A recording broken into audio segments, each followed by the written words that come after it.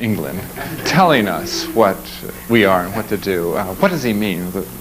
You know, he doesn't understand us at all, and just these Anglo-Saxons are so frigid, and they just should stay in their refrigeraires. So, and then others say, well, if Banham won't allow us to revive Art Nouveau, why does he allow us to revive Die Style? Banham makes the argument that it's all right, it's permissible to revive anything that was created post-machine aesthetic, but it's not right to do this. So then the next character, Portoghese, who is, like all of these Italians, terrifically intellectual. I mean, you've never seen such.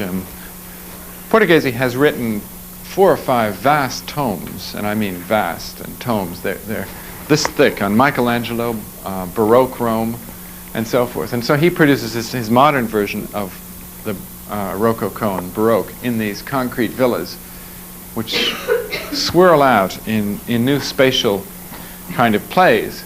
It's as if it's rather a heavy Baroque and almost a wooden Baroque, but he's actually bending the syntax so it's even a Mannerist Baroque. I mean, you know, it's a tortured Baroque. Now, Portoghese is really a wonderful writer, and he captures the flavor in his writings, and I really understands what it's all about. And they revive Antonio Gaudi. This is the Autostrada del Sole by Michelucci, Giovanni Michelucci, produced in about 1964-65. Another architect who worked for the fascists, did that very famous fascist railroad station, about which it was said, you know, that at least Mussolini made the trains run on time while Michelucci was helping him. And then people like Gino Valle, who's still very much at work now. Valle is in his late 50s, and he has 2 brothers he works with. He designs a lot of these elegant warehouses in the industrial style. And then he designs this bathhouses at Arte in 1964, where he really gets excited by space and light and the joint. This is the ultimate joint of joints. It's a column that divides itself, it splits, and then further splits into 18 parts, and the parts slide by each other, and the whole thing becomes a light modulator, so that indirect light can spill through it, through clerestories, through the roof, and so forth. I'll show you that in a plan. Well, I'm sorry these are out of focus. It's 2 columns then form 1 column, and as it goes up, the building goes up, the column shifts inward and shifts inward, so that the roof space, which in fact it's a pitched roof over the whole thing, culminates, you know, in this point. This is the center of the roof. And as it comes down, there's you get this very nice indirect light and almost Die Style kind of space. Certainly it's a Die Style treatment of the column. So, and yet if you look at this column, you can say the amount of energy and design talent expended on it amounts to a fetish. I mean, to make so much of the corner and the column is almost to do what Michelangelo did with his corners. You know how he makes them into muscular interplay, just over-designing, over-elaborating, until the thing becomes the most interesting thing by far in the whole building, as if the whole building existed in order to put up these columns. It's also a very sensual thing. So you can see with serious modern architects we're moving more and more towards sensuality. Scarpa, an architect who works in Venice, designing these Venetian palazzi in redesigning them, you know, taking, really gutting them and putting in marble walls, glossed ceilings, polychromatic floors, and these extraordinary columns, which are little pieces of Chinese puzzle, which at the press of a button open parts of themselves to reveal nice little jewels encased within. So as you go around these museums, you know, it's rather like a game of hide and seek. Well, Scarpa produces these things in the 60s, along with his extraordinary furniture. I don't know if any of you know that furniture. It's in very voluptuous, rolling leather, pinched by fantastically thin chrome. So it's rather, it's as if you got a woman and strapped her in with leather thongs. It has that definite overtone. Joe Colombo, also producing these teak Chinese boxes which move around. This is the time, this is 1966, when everybody was talking about flexibility and moving spaces and indeterminacy, when that was big. And so Joe Colombo, not to be confused with the American gangster, Joe Colombo, designed these kitchens, these fold-out kitchens where, he said, well, for instance, everybody moves apartment every 3 years. So why not take, these mechanized nomads.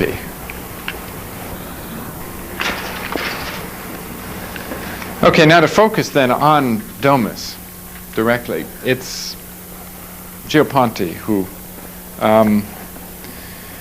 who edits the magazine, or used to edit it, who starts work in 1928, designing a kind of, in a neoclassical style, works again for the fascists in the late 30s and 40s, producing buildings made out of marble, just this part of a building, elegant marble buildings in a neoclassical style. Then he makes Domus really start moving in the 60s to become the most prestigious architectural glossy and art glossy, and puts forward his theory of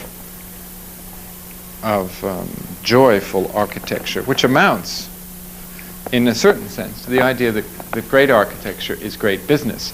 And he looks at the Zzoom building and looks at the work of Mies van der Rohe. He says the lesson of these people is that they've shown that if you commission the best architects, it's good for your corporation, it's good for your accounts, because it's prestigious to do this. And so he starts selling modern architecture as an adjunct, as a straightforward adjunct of capitalism. But what really interests him is immortality. And he says, if you get Pirelli Rubber Company, for instance, to commission you as an architect, then the Pirellis will remain and go down through the ages as the Medici of history. So that this is the argument he tells his architects and friends to use in order to gain commissions. And he does get the commission for the famous Pirelli building in Milan, which is this ultimate sky wedge, or skyscraper. In the sense it scrapes, it's more wedge, where the structural members actually taper as they go up. He had a more interesting design for this, he and Nervi, but the authorities wouldn't let him construct it, where this was separated from that. You could really see it taper much more. So it's pure logical structural diagram. Since there's more weight down here, it's thicker, less weight up here, thinner. You can see what that does then to this interior window. It gives it a reverse taper. Well, a fascinating building. If you go around it today, it's full of Pirelli products, Pirelli rubber all over the floors, and these very nice mechanical equipment systems that snake in and out of it in different colors. Then he will have the amazing panache to do this in his own magazine, which is to advertise his own building, one of his own buildings, his light scrapers, which he produced, which then becomes illustrated in color in Domus as an advertisement for gold ceramic tile, which the advertisement says will give more light to the street. You see, if you build your building out of gold ceramic tile, then the sun will reflect off it and brighten everybody's life here down in the dull old street. So you get this very incestuous thing where, Ponti is not only, there must be a trust to be busted here somewhere. Writes the magazine, edits it, and so forth. And then by, what's this year? These are all out of focus, I'm sorry. I just like to read one date so I can get it. No, I guess they're all, even the dates are out of focus. 1968. by 1968, then, you've got to this stage where covers are not even about design, it appears. They're so enigmatic that you've got to get a metaphysician to tell you what it means. And they show, the ultimate young couple seeming to walk off into a soupy fog of pea green and orange fluorescent fallout to a, never never land, leaving behind sort of mud patches. What does it mean, What does it mean to pick up a magazine that is in such beautiful colors and enigmatic shapes with funny messages like this? I mean, what's the message of that and that? About 1968, too. Look at it, try to decipher it. Does anyone know what that is? Coin purse. Very good. Someone knows. It's a coin purse. Blown up, 10 times. A real coin purse would be about this big in the Domus thing. And plastic flowers here, tilted off, falling off the page, being hit away by this kind of plastic. So it's a war of plastic. And I'll show you that in a second. Well, Alberto Rosalee, a person who works for Ponti for a while, produces his very sensual skyscrapers, these what he calls light scrapers, which are meant to be seen at night.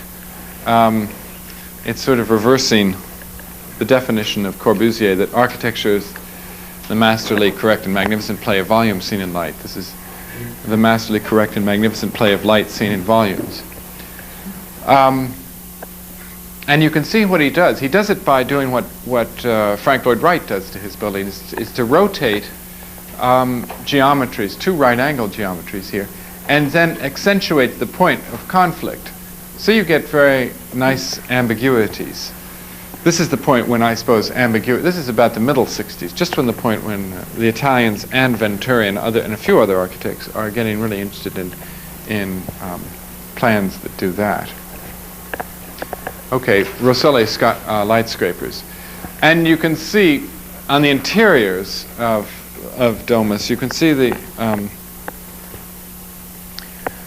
kind of thing being offered, these semi-futurist, semi-utopian theaters where by Maurizio Sacrapanti, photographed here, the ultimate slick, Italian designer producing this theater. It's really incredible when you think about it. I just thought about it now as, it's a kind of concentration camp, the crown of thorns, holding things that are infinite dialing conditions so that the floor goes up and down and everybody, it's as if all of you were seated on little rising and falling floor conditions. Well, he designs it so that everything in the theater can move, so you can dial in any possible flexible situation. And then people building these similar kinds of things, environments for noise and for psychedelic experience. So, Domus really pushes plastic life and pushes it so far that it becomes, I think, it's one of the major metaphors of the whole supersensualist movement. Plastic is exhibited in annual Eurodomus exhibitions, just this endless sea and cornucopia of shiny, glistening, delicious, touchable objects which you could take to bed with you and are exhibited that way. It seems to me that this raises a kind of problem because on the one hand, the Italians would say, well, look, modern architecture has been gray and boring and dull and stupid and not sensual. So why can't we give it some life and color and sensuality? Why must it be so gray and monotonous? That's one of their justifications for this, by calling attention to its opposite, that is boring, mainstream things. And secondly, they say, why can't every man in the street, be given cheap jewelry? Which raises the question, if shiny, colorful things like stained glass and silver and jewels have always been admired for their religious overtones, their metaphysical overtones. Here is now, as it were, a jewelry in which everybody can own. So that's behind a lot of this transformation of the everyday environment. Seats into Tootsie Rolls and black and white ice cream. The Elda 1500 or 1005, like a computer, given a number, you know, with everything in it, so that it's a radio, television, vibra things, all in, you know, injection molded polystyrene or something on the outside, and this really fantastic, voluptuous black, enveloping leather on the inside. It's another Joe Colombo. Here you see in 3 languages. I mean, the international importance of Domus in this period is underscored. Well, look how a page is laid out. How beautiful the page looks, and the things laid out in 3 different views, almost like 3 different elevations, or the way that page is composed. No text. Or this, well, I don't know, the spider chair, which is a kind of ultimate walking chair that looks like if you tried to sit on it, it might start walking away from you. Or where do you put your legs, for instance? I mean, the wit by now, by 1970, the metaphysical anger and angst of these designers is extraordinary. They're producing this good taste stuff and this humorous stuff and hating it at the same time. And they're beginning to talk about how we must destroy the object and annihilate the object. They say the bourgeoisie of Italy collect these works of art that are so beautiful, and they don't throw them away, and they worship them like totem poles or fetishes, and they support this awful Dolce Vita that we hate. They say they hate, and yet they just go on and produce it. Partly because they can't help producing it, because they're such good designers. Really, una lampada in una lampada, you know? I mean, just sort of, you can see such a conceit turning into almost rhythms, of spoken rhythms, and then a bulb in a bulb, a metaphysical bulb, you know, inside itself. Well, this kind of furniture is collected finally by an Argentine named Emilio Ambas, who is working his way through New York City. And Emilio goes off, a very young fellow, under 30, cons the Museum of Modern Art into giving him $2 million, which is more than they've ever given anyone for any exhibit ever, and they give a lot of money away. Ambas gets them to put on this exhibition called The New Domestic Landscape, which is about these, partly about this new furniture, the Dondola chair, which is the ultimate rocking chair. If you think what the antecedents of this must be, they must be the Art Nouveau rockers, you know, which are fantastic curvilinear things. And this even outdoes them, and you sit in this part, right? At first you wouldn't even know it's a chair, whether you sit on it or whether it's a catapult and you jump on it there and you throw something there, or you put it on its side and it becomes a pen. Or these light fixtures here, which are like snakes rolling around each other. And this sort of thing, which children love. It's a rock. It looks like a rock. I mean, and you pick it up, but you pick it up and it's rubber, and you can play basketball with it and sit on it and love it. So they design these metaphysical rocks which turn into pillow fights and have all sorts of properties.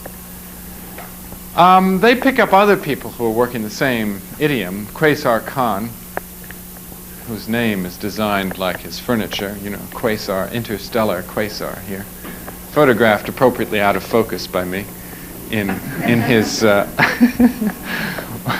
floating world. This is on water, and he's got his ultimate, you know, floating bed and floating house and inflatable. It's all inflatable in perspex.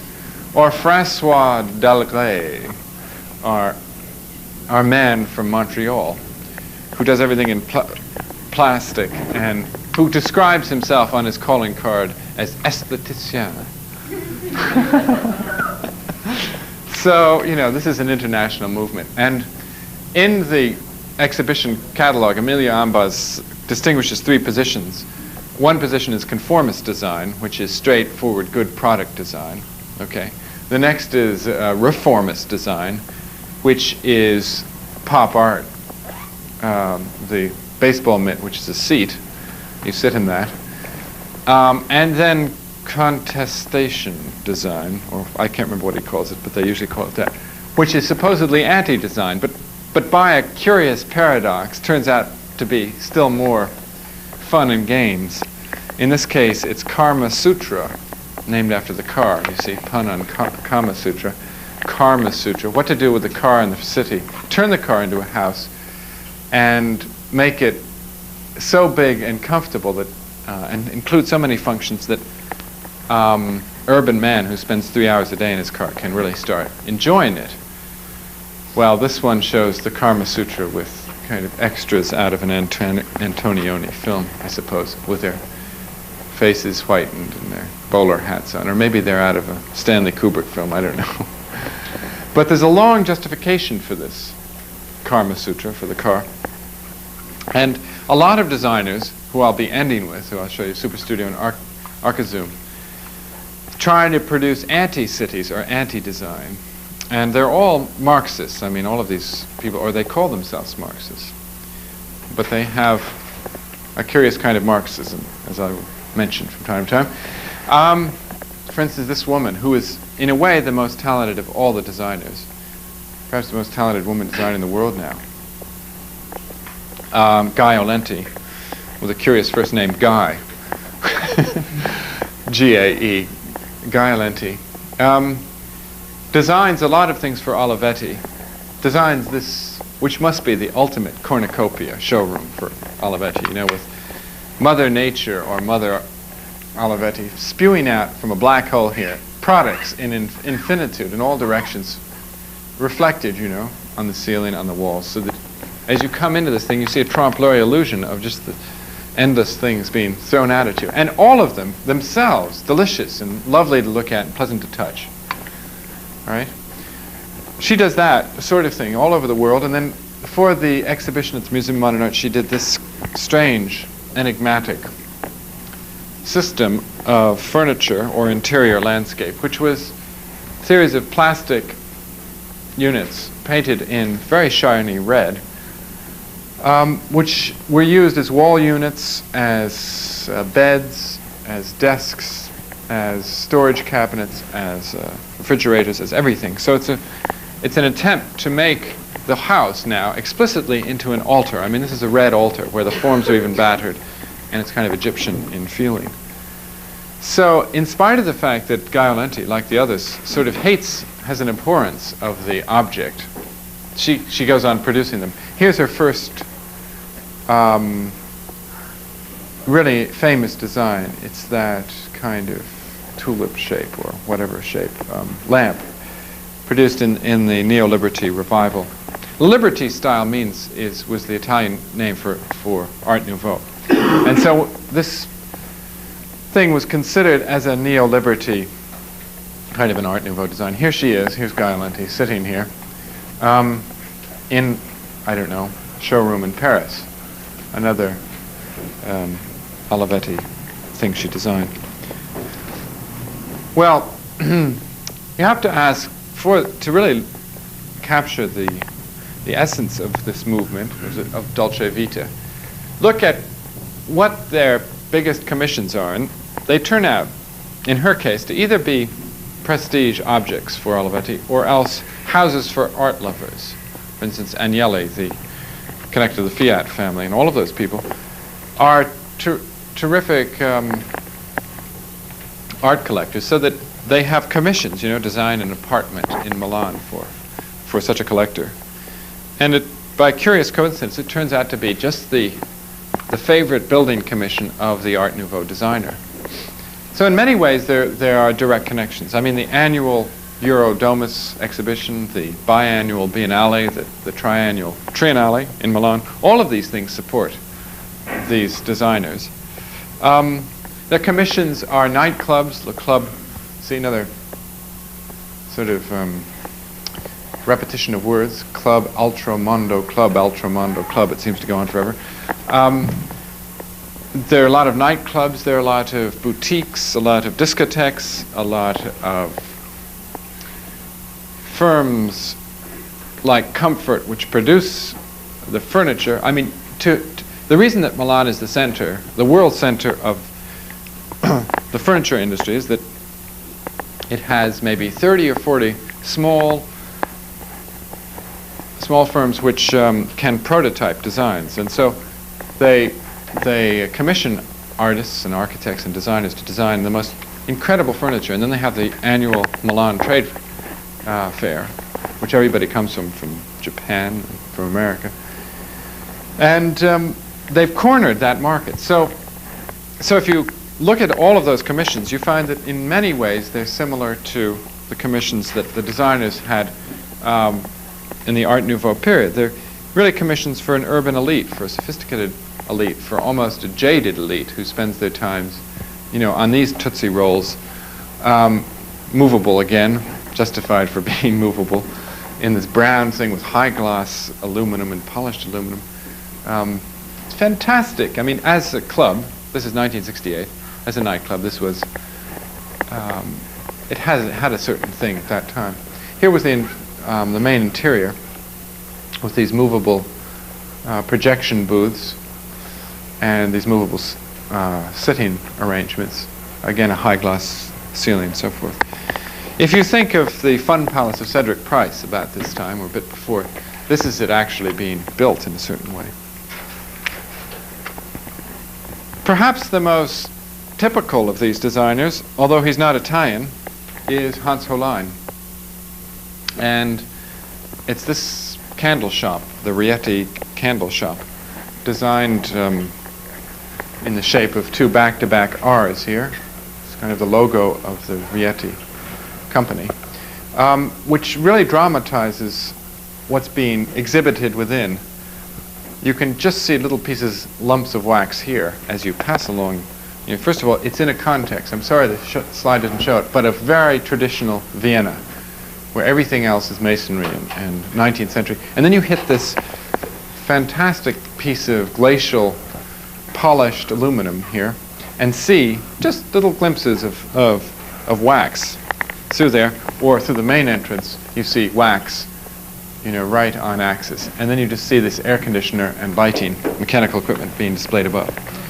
So, or in section here, you see a very small room, all of the wax. So what we have here basically is Tutankhamun's grave, or perhaps the most over-designed, exquisite piece of jewelry in the 20th century, and yet it's for the most banal object. I mean, function, just some little lumps. Okay, Hollein is, I'm not sure, has he been out here, Shelley? This part of the world? No? Well, actually, he's been, he came in 60, I think, 61. I think maybe he went, because he wrote on Schindler at 61, very fascinated by Schindler. And he's a man who understands, very connected to Vienna and the avant-garde there, and Neutra and so on. So when he came back, he started doing these very ironic puns on modern architecture. For instance, taking a Rosalee chair, a Breuer chair, and saying, well, all modern architects put them in their house. I'm going to put them on its side, hang it from the ceiling, and display it like a, like a cloud or like something else. Doing the same with furniture of his friend Pickler and other Viennese designers. Would you relate that act to Venturi's windows, for example? All modern architects do A, and therefore I'll turn it upside down and say up is down. Yes, I see what you mean. Spiritually related, it's not formally related.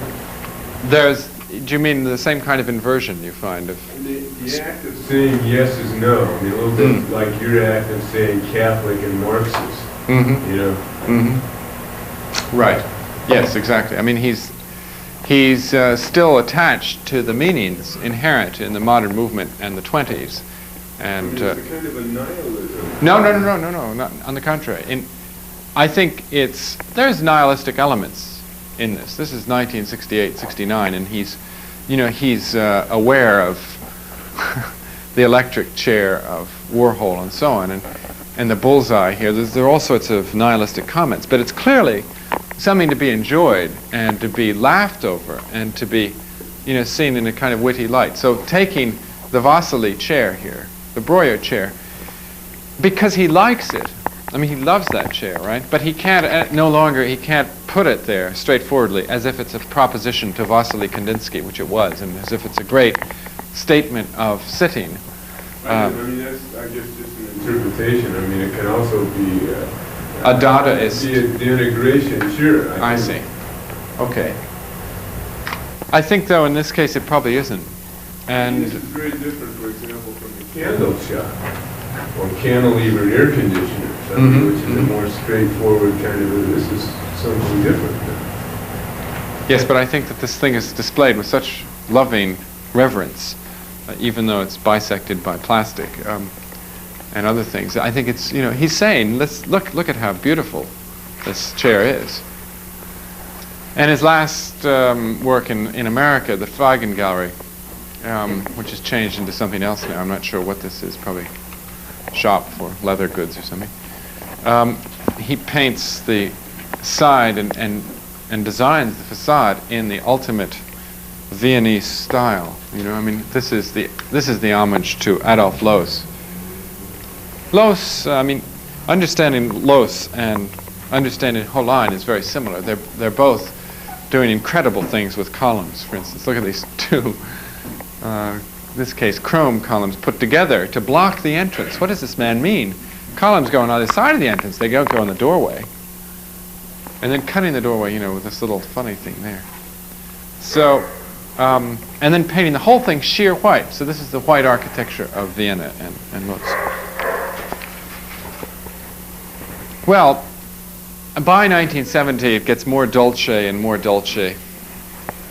And you find, of course, the hippie movement and the yippie movement get imported and turn into their own kind of thing in Italy. And the man who really manages to crystallize a lot of this is a man called Dr. Ettore Sottsass, his name even being like his products in a certain sense. He's the son of a famous architect of the 30s who got in trouble with the fascists, and he almost died in a fascist concentration camp, Sottsass himself, in the Second World War, and has a terrific hatred for fascism. I mean, he's 65 years old now. He's called a 65-year-old hippie. His great love and friend and the people he admires are Richard Neville, if that means anything to any of you. Play Power Neville, does that mean? Or people like Germaine Greer, all of that. So he romanticizes like mad the English and the Americans, right? Because he never goes there.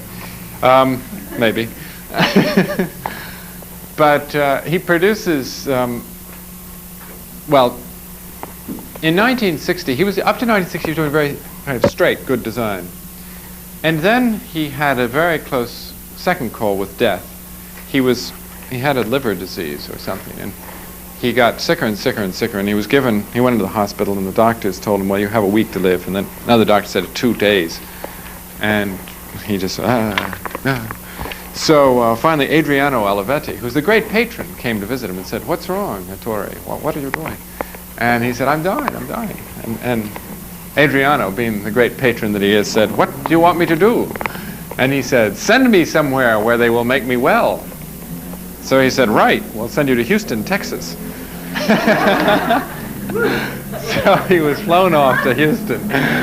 And, he was, hello, dog. That's okay. So he was given the cure there. And when he came back, he's really been fascinated by death. Really ever since. And when I saw him in Milan by 1970, he was doing this sort of thing and talking, fantasizing about death. And he told me the one thing I must see is the Milan Cemetery, which I'll show you in a second. That's the only building worth seeing, he said. And he was doing these very interesting pieces of what, I don't know, altars, home altars, and designing ceramics, ceramics, and all of his hippie friends would come around and be photographed in these, with these very sensual, here is super sensualism. I mean, these things are just nice to behold. And what do you do with them, They sit around like propositions, or like little Magrittes, or like strange things. I think some of them are actually functional objects like wardrobes, models of wardrobes. But you can see how they're exhibited in an all-white room, with a rug that has bits of properly bouncing rocks again, and cut up watermelon and things like that. More wardrobes, altars.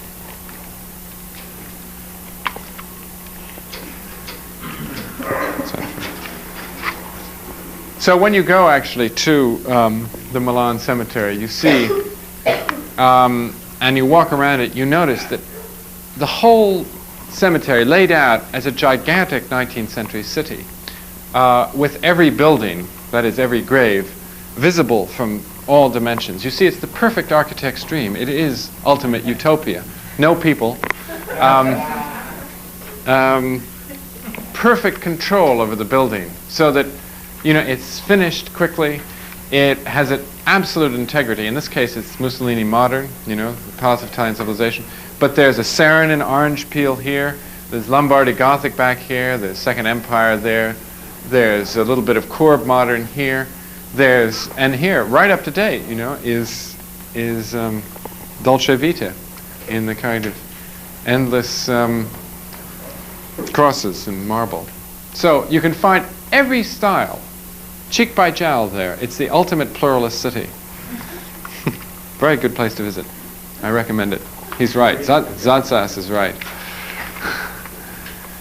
Well, some of his friends, who he can't quite decide about, are Zzoom, the group. He said he keeps saying, these people are too fascist for me. These young people. They actually, Sottsass was beaten up once in the Milan. In the Milan Galleria, if you know that Galleria, just walking down, he was attacked because he has long hair, and he was almost killed by a group of fascists just 2 years previous to my seeing him. So he almost died in a fascist concentration camp. So he has he speaks from experience, and what he sees in these people, and it's quite true, and a lot of the youth, is this kind of fascinating love of the 30s and Mussolini and Hitler, with the kind of metaphysical absurdity. Here's one of the first Zzoom nonsensical environments. It's just a pillow with their Shazam trademark on it, in green. I don't know, I suppose it is probably an inflatable pillow, although it looks like it's built out of something else, on a castored aluminum dais here with flowers that they worship. Here, you go in this thing, and it's a decompression chamber. It's kind of, you can put it anywhere. They say you go into it, you put them around your office building or around your school or your house, and you go in here and you let down the mylar or the thin curtains, and it cuts off the sound, so you can hear your heartbeat and you can contemplate God, or probably not God but somebody.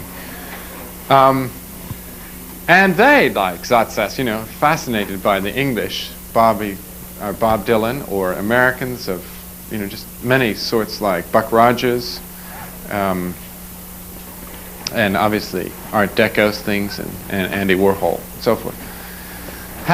Turning their design into parties, they take over Poltronova, they and Sottsass and Superstudio take over some of the major design firms and start churning this stuff out. You wouldn't believe, this is one night, they do it, next day it's on the market.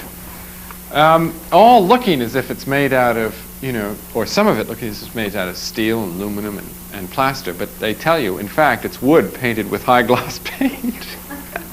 So, this is why, ultimately, Zzoom and Superstudio have produced the ultimate in ironic absurdity in ersatz. They've produced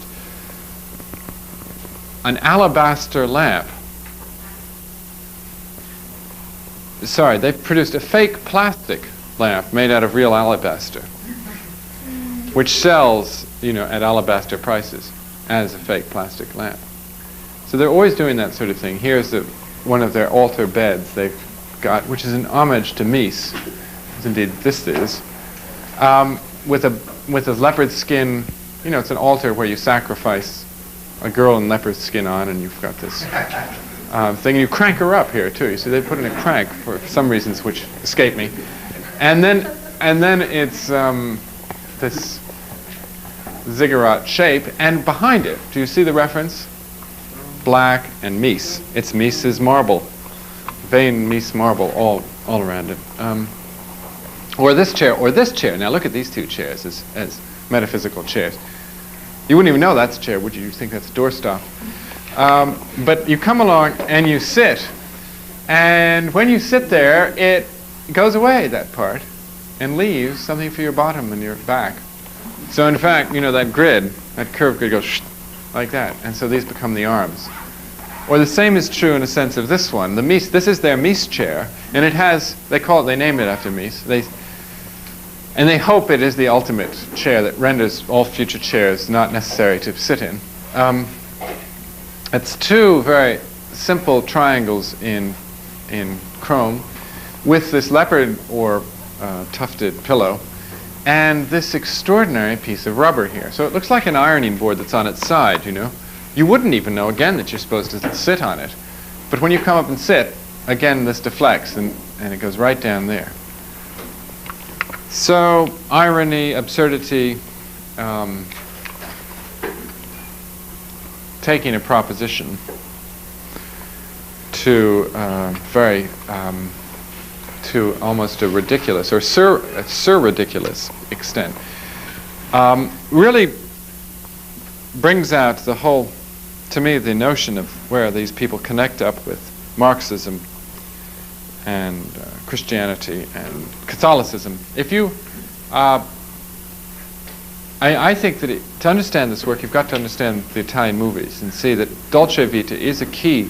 It's not just a a word. It's a key thing that's happening in Italy in the middle '60s. And in a sense, Theorem, the movie by Pasolini, which is a proposition like this proposition or that proposition, taken to its ultimate absurdity, but beautiful absurdity, and indulged in by the intellectuals and the elite, is really what it's about. Here's No Stop City, the city that goes over the whole world and is a kind of infinite pattern of movable walls, movable cores, bathrooms, and so forth in one section or another section, and grass and that's all right, and water. So water becomes, like the architecture, it's everywhere the same in patterns. And this is Archizum, this is Superstudio, saying everything should be a grid, a continuous monument, which goes over the whole surface of the earth, bypassing downtown New York, because that's a rather nice place to go. Picking up the favorite building of the Superstudio group is the twin towers here of Yamasaki, the World Trade Center. So this is a continuous monument that goes, you see it, in perspective, going around the world, curving, until it covers the whole world's surface, like a continuous proposition of No Stop City, all based on a ridiculous white cube, you see. They say you have to look at the history of architecture like the history of the unfolding of monuments and the unfolding of the right angle. And it was always about this, and certain Egyptians may have understood that, and the Greeks certainly understood it, but basically this is what it all wants to boil down to. And the whole history of architecture is simply becoming that. So let's make it that. So it takes off over Portugal. It generates itself from the lighting and building codes of New York City. Goes zooming off there in section, like a Pele building, in extrusion. And ends up in lakes, coming out of lakes in Switzerland and being turned into ice in beautiful alpine landscapes and so forth. How many have seen Theorem? Anyone? Pasolini's Theorem? Theorem? Well, it's shot in landscapes like this, and it ends, in fact, with the head of this company. I might just quickly tell the story. It's the theorem is that there's this Milanese family, this bourgeois family, well, the haute bourgeoisie, and the man controls a factory of manufactures cars, I think. And he and his family live in this house where they're all sort of having troubles. The factory's out on strike, and the daughter's unhappy, and the son is having a quarrel at school, and the maid doesn't like working there, and everybody's unhappy. So along comes Terence Stamp. He is the Theorem, who is Christ, according to Pasolini, according to the inner logic of this movie. And Christ, or Terence Stamp, sleeps with every member of the family. And when, for instance, he sleeps with a maid, it so electrifies her that she levitates above a small village where she comes from and stays there for a good half an hour with her arms outstretched, all right? And, you know, sleeping with a father has the effect that he goes to the Milan railroad station during the height of his commuting hour and takes off all his clothes and runs out of the Milan station into the landscape like this and runs up a hill. Well, Pasolini was a very devout Marxist and a very strong Catholic. And, you know, it's taking a theorem. You see that the basic theorem of Christianity is the basic theorem of Marx, although neither of them knew it. I mean, it's Pasolini's point. That, you know, people are ultimately that religious experience is basically sensual experience is basically religious, and that the ultimate moments of life are these moments of conversion when you have these kind of extraordinary experiences. So that's, I mean, I think the way in which Superstudio's kind of sensual absurdities which rise out of and clothe the Golden Gate Bridge is a continuous monument there of greenery, or reincorporate the Colosseum, you know, bring it all down into a way that has this logic. Okay, to end with, maybe I should end on Superstudio, but since that time, another group has emerged, the Rationalist has emerged, and Vittorio De Feo, who's very much looked at the futurist and the constructivist, and of course pop art, designing the ultimate drive-in Esso station here, as you know, as Lissitzky wedges here beat the Esso company with a red wedge. Look at that! I mean, as an advertisement, it is the ultimate in iconic drive-in garages. I don't know why it isn't in L.A. In fact, maybe one should have it here. Or this building, you know, an office building, which, you know, like the double-columned Fagin and like Holon, but it's more. You know, it has the grid. There's the endless monument going through, and has other endless monuments coming through it. Or the greatest, perhaps, of the rationalists, Aldo Rossi, who I don't know personally, so I don't know really about this. He has been here, has he not? Yes. Yeah. So maybe you should tell me about him. I don't know. I mean, I just know that when I look at these repetitions of 30s rationalism and even neo-fascism, they call up some inevitable associations which he and Tafuri and others try to pretend you're not supposed to have, but are so undeniably there, and they must be there for the people of Italy, not just the critics, not just the architects, that it raises all sorts of questions. It makes some of them say that, you see, the language of architecture is unimportant, the semantics are dead, and that, you know, since Aldo Rossi is a very strong Marxist, he's a very strong Marxist, he does this thing out of a kind of nihilism. I mean, this is nihilistic to a certain degree, because for him and for certain Marxists, there's nothing one can do except make degree zero statements about the language of architecture, because architecture is absolutely incapable of changing the social system or the economic system. So it's a kind of despairing work to a certain extent, and it's not perhaps surprising that he ends up designing tombs everywhere, tomb shapes or actual projects for cemeteries. The comparison is obviously with Palladian architecture as well as fascist architecture. And if you compare the plans of Palladian villas in the countryside you get that very strict biaxial symmetry, which is the same as in a Rossi plan. So a lot of people are just happy that Rossi's come around because they can design symmetrical buildings again. I've heard this said that he's allowed us to do symmetry. Anyway,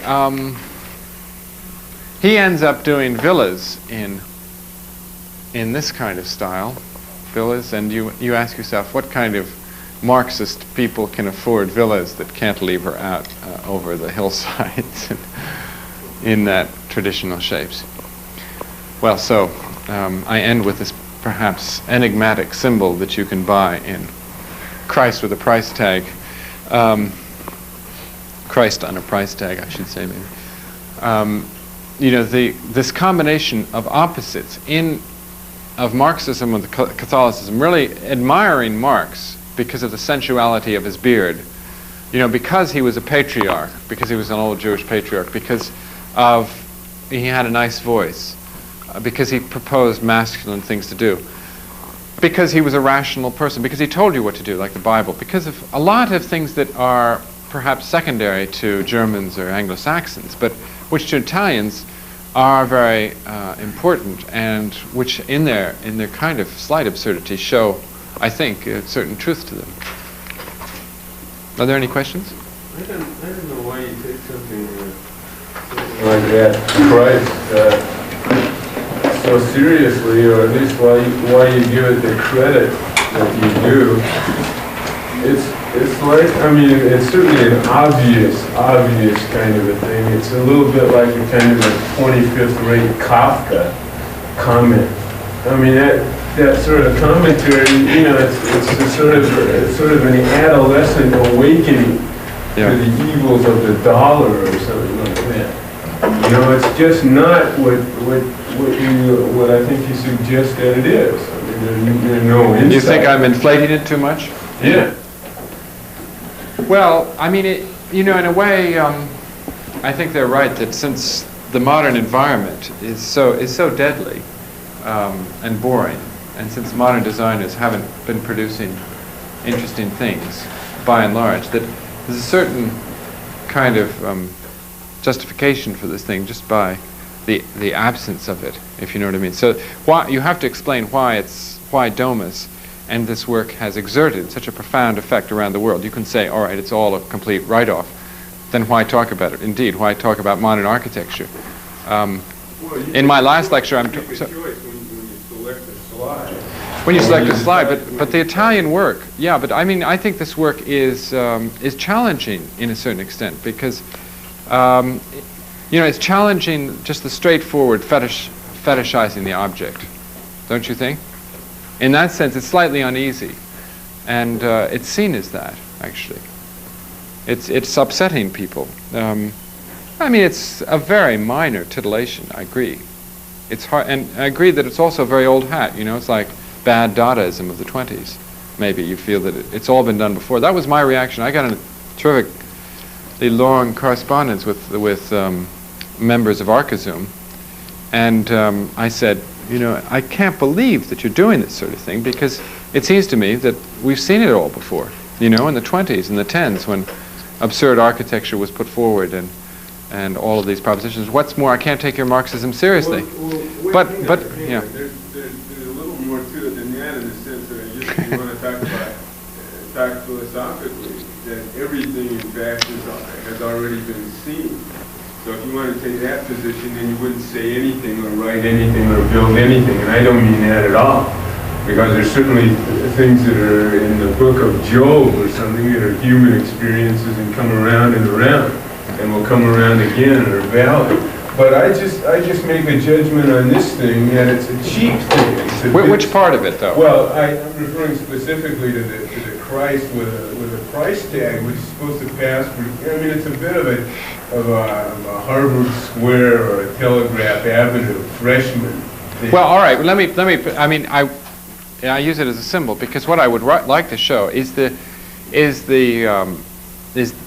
picture in La Dolce Vita of Christ being lifted by helicopter. This very large statue, which opens the movie, by helicopter through over a poor suburb of Milan, and you hear the motor of this helicopter, really strong motor, and you see Christ, being, 20. It's a little more convincing. Well, it's this. Yeah, exactly. Okay, so okay, we'll throw away the image, but it's that image of technology and the absurdity of seeing Christ being taken in by helicopter into this poor suburb, which is such an arresting image, which seems to summarize for the Italians their contradictions. That's what I should have ended on.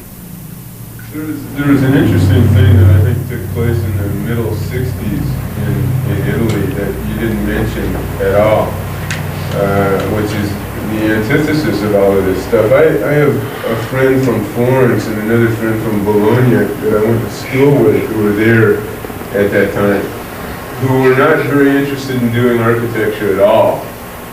The opposite. I'm sure you're familiar with all of that, and which suggests a whole other approach, which is at least as interesting to me as some of the stuff that you. And to be comprehensive about what the hell's going on over there. Well, I don't know so much about the. For instance, the schools of architecture are vastly overcrowded. They have 1,000. Adolfo Natalini teaches 1,000 students in Florence, and it's so absurd the contradictions, the economic contradictions, the social contradictions of Italy, on certain levels, and it creates this anti-design of various kinds. It creates the fact that a lot of these architects will be activists on a political level in demonstrations, at the same time as they'll be producing these beautiful objects or these absurd objects. But it forces even that to get more and more rarefied, because everybody does it with a guilty conscience. Do you see what I mean? So I showed images, I showed products, and maybe I should have talked about the situation of these other designers producing anti-designs or producing non-designs or demonstrating. Having listened to that, I don't know how everybody else who heard it feels, but in fact, I had a little bit of this feeling after listening to you talk now 3 or 4 times, looking for a bit of a perspective, or from you, for some attempt either to put it together or to take it apart or to play some. Well, I don't want to do that at this point. I'm waiting to the last lecture to. What all of it means, that somebody decides to. Well, I think it has meaning on itself. First of all, I don't think that it's. If I show these objects, I think, I obviously in that sense think that some of them are important as objects, as statements, all right? In the sense that these were the creative people. Even if I don't like the substance of what they're doing or the meanings of what they're communicating, I may take exception to. I can't really like Theorem, I think, Theorem, even though I think it's fantastically interesting as a proposition. But that is a kind of, those people represent the creative elite of Italy, and I think that one should at least present their work. Yeah. Well, all I'm saying is, for example, you look at the Christian Science Center and you ask rhetorically, what does that mean? So you're not a designer, or you're a historian, so somebody looks at you and says, he picked this and this and this. What does that mean? Or what does he think it means? Yeah. Which is the use of this kind of stuff, I assume. Yeah. Or at least one of them. You mean in the previous lecture? Well, I mean throughout the whole thing. Mm-hmm. So that's, you coming around to that at some point. Well, I'm going to try to tie these things together, but all throughout I'm trying to throw away hints if you pick them up. Well, maybe things that have some appeal to you, sure. Appeal, but it's also, anti-appeal. I don't like a lot of them, right? Yeah. So, but still, in a way, I think it's important to say that if architects and I think a lot of students and critics, when they don't like something, don't show it. often, or don't want to deal with it. And they, push only the tradition they believe in, and I don't believe in that.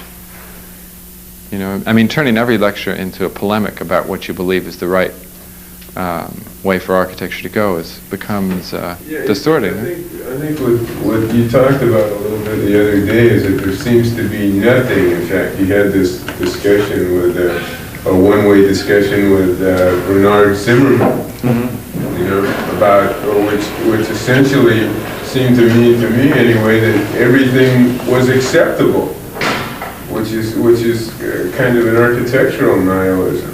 Which is interesting to me. It's just as good, for example, to do something terrible, and shouldn't we acknowledge that along with things that are reasonable things? You see, so that all of these funny things, or all of these things that are a bit bizarre. Laying a chair on its side is, in fact, or turning it upside down is as good as turning it right side up. Yeah, I think that's not terrible. If architecture has gotten so humorless, it should have more of this bizarre quality. If you see children with these rocks, they love them, and why shouldn't chairs? I'm not asking you to go out in the parking lot and cut your wrists.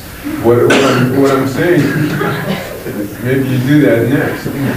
Now that's the Italians who are doing that now. They believe in that sort of thing. They talk about suicide. And nobody is against levity, I don't think. Well, then why do you say they're terrible? But having said that, it's still possible to ask for, if not a polemic, at least a standard or a value, without saying kind of all things are possible. I didn't say all things are possible. I said you didn't say that in those words, but it just seems to me that's what seems to be coming out of all of this. You're certainly not doing the Hitchcock or the Gideon historian's view of building, and nobody is asking for that. But if the opposite of that is without a value, then I'm objecting to that. Well, gosh,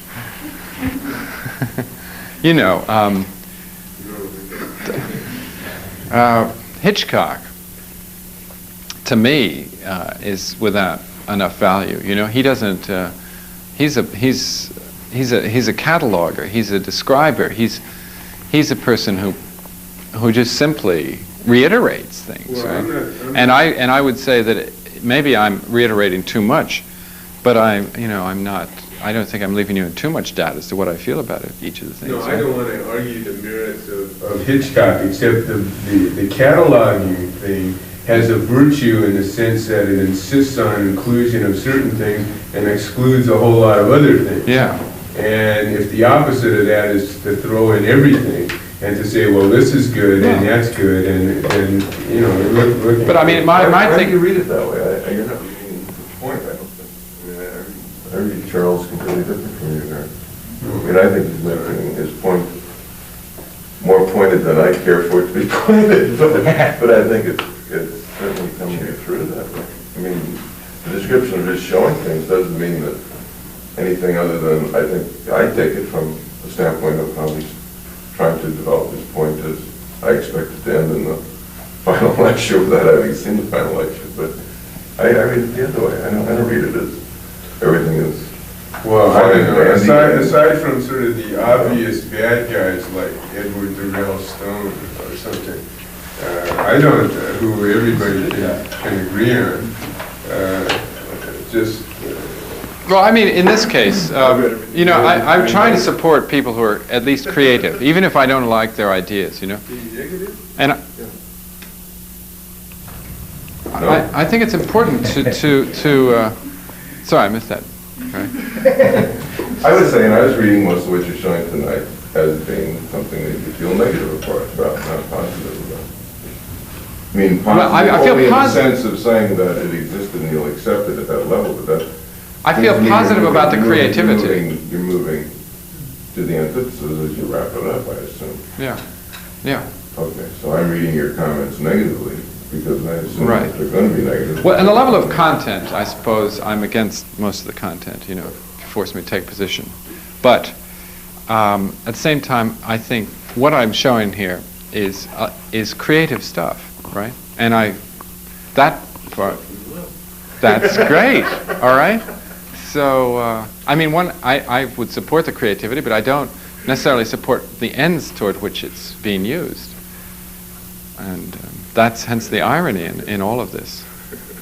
You know, but I do think, this is what I said last time, is that since the consensus has broken down in society, and maybe there's never been a great consensus, but there was a consensus in the modern movement about certain ideals, and that's broken down.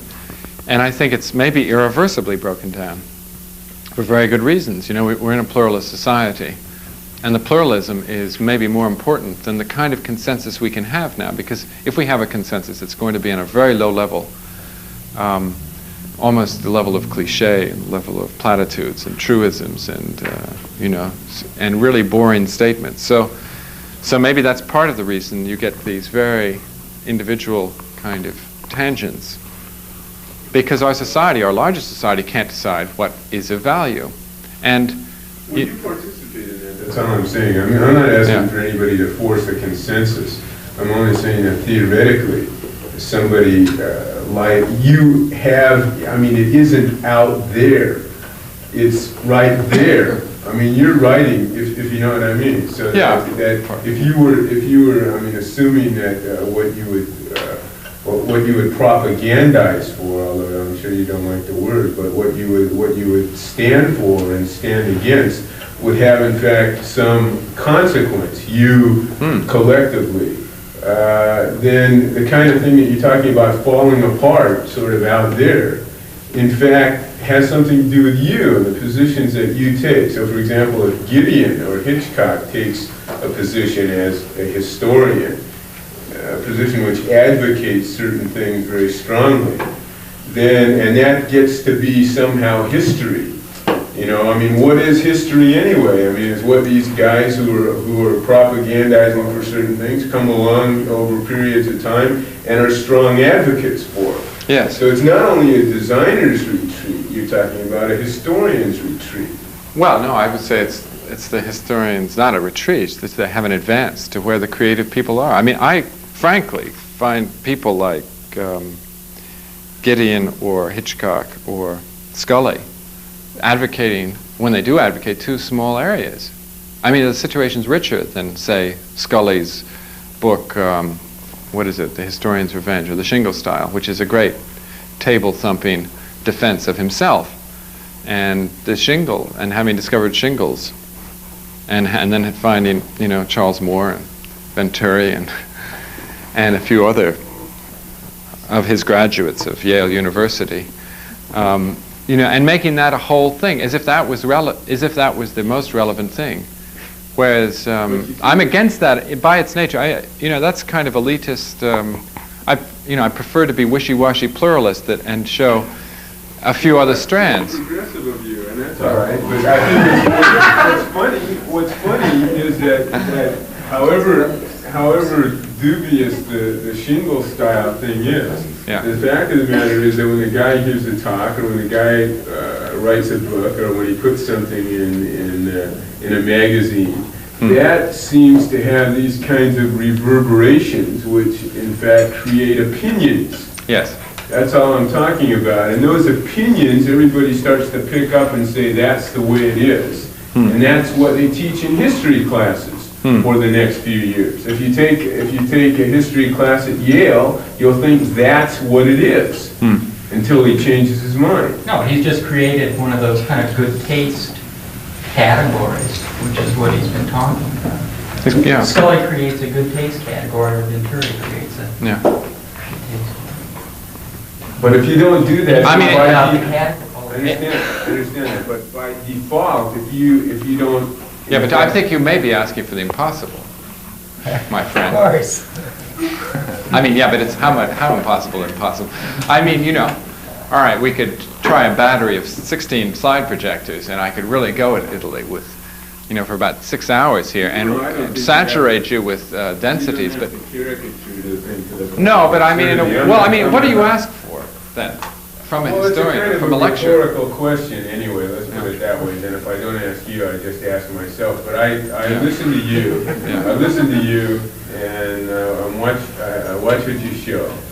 And I've listened to some of these other people, and I'm interested in what you value or what you see as a direction.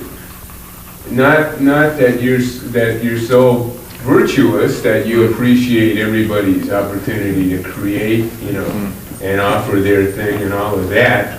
But that finally, I mean, if it's a social perspective or a formal perspective or whatever it is, don't tell me there are all those perspectives, which everybody knows. And let somebody fight with you about it. Have I stopped you? I don't think you actually. You don't set up something which you can attack. I see. That's what's making him nervous. It's an idea, which can be contended with.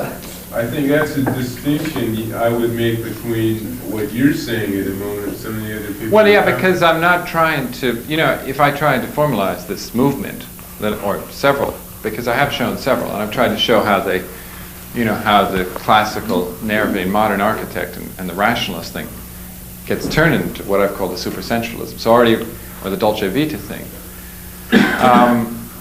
I suppose I could try to lift that above its station in a certain sense and say, that this is the most important way that it could have. The direct response, this is on a sensual level. And not on an ideational level particularly.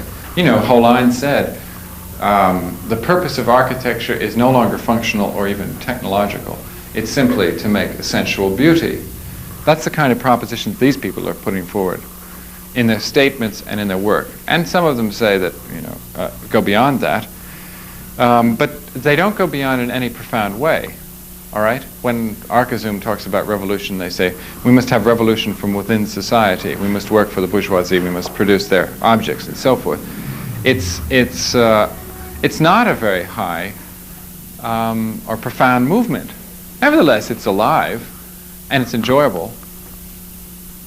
I think you may be asking too much of it, in a way, I mean, if I have to put a line across, I'm afraid that my line died in 1926, so he's no longer around. All right? Yeah. Anyway.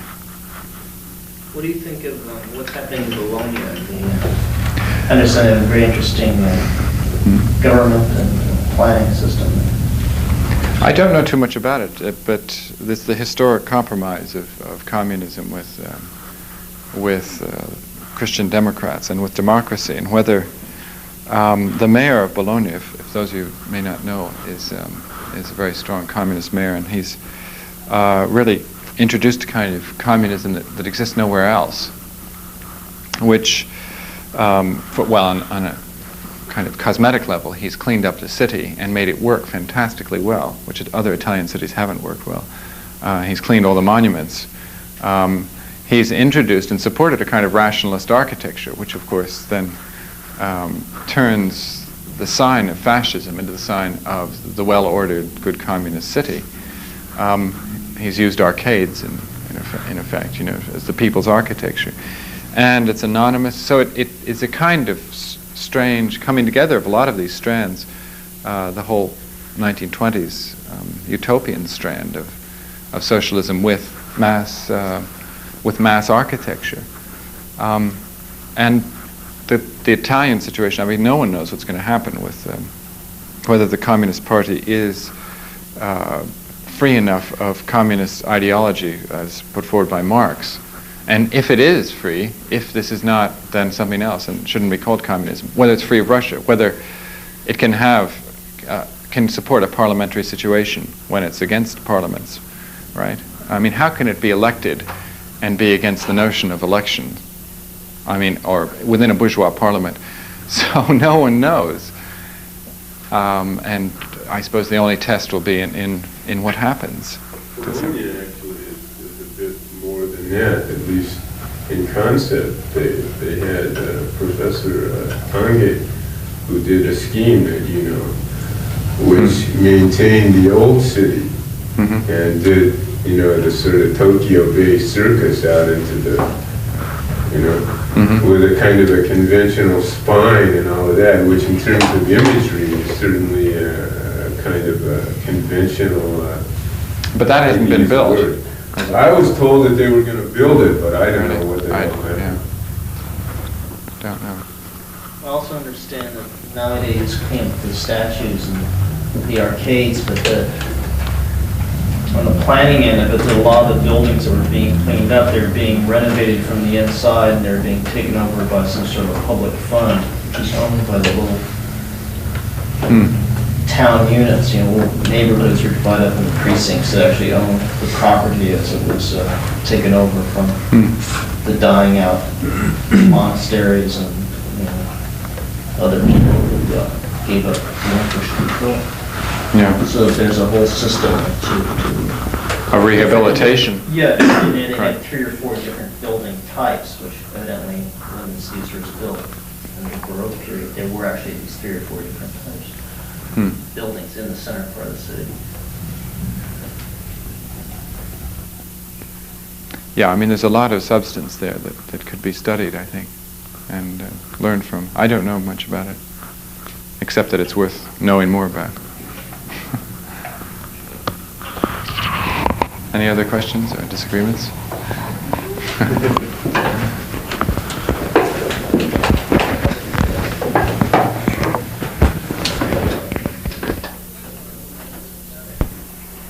Which in a way is a nice follow-up to Italy. And in the sense that there are a lot of correlations between the two countries. Japanese architects, as was mentioned last time, are actually at work or have been asked to work in Italy. And the Italians and the Japanese and perhaps the Spanish are interlinked by publications and in a strange way by common sensibility, at least a design sensibility that has a lot in common. So there is that in common, and there's also similar kinds of formal inventions and metaphysical departures from the modern movement.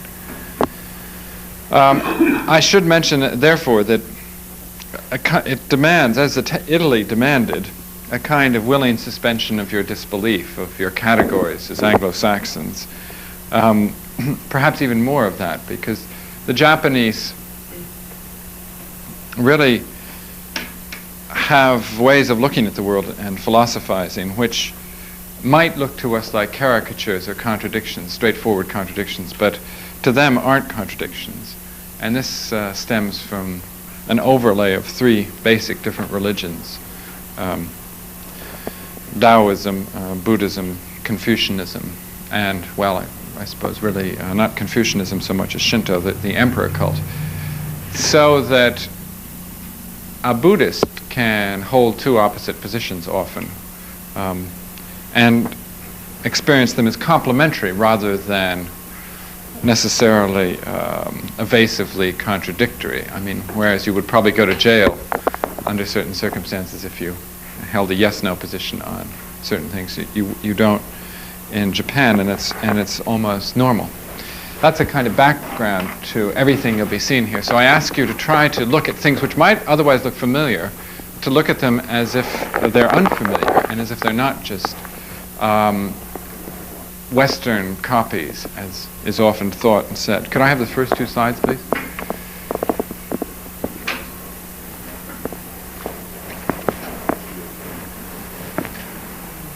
Well, the Shinto religion, or the Shinto emperor's cult,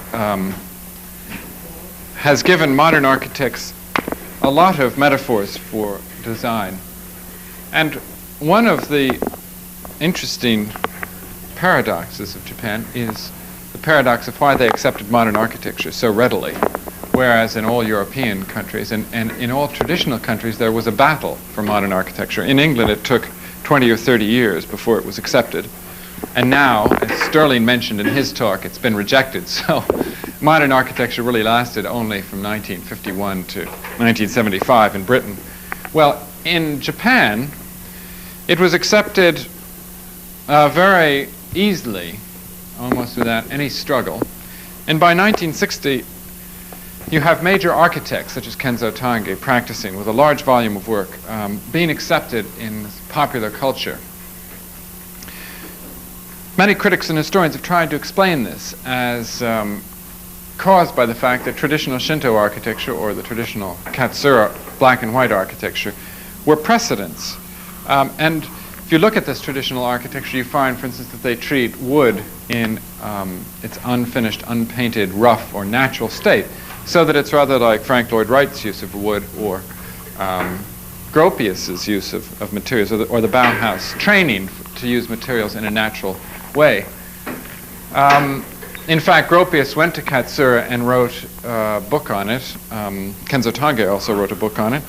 And you can see that, in a way, it's the whole sensibility of the Bauhaus here, a black and white architecture, an architecture which is based on, again, natural materials, on flat white plains and asymmetries. Here the shown pavilions go back on a diagonal.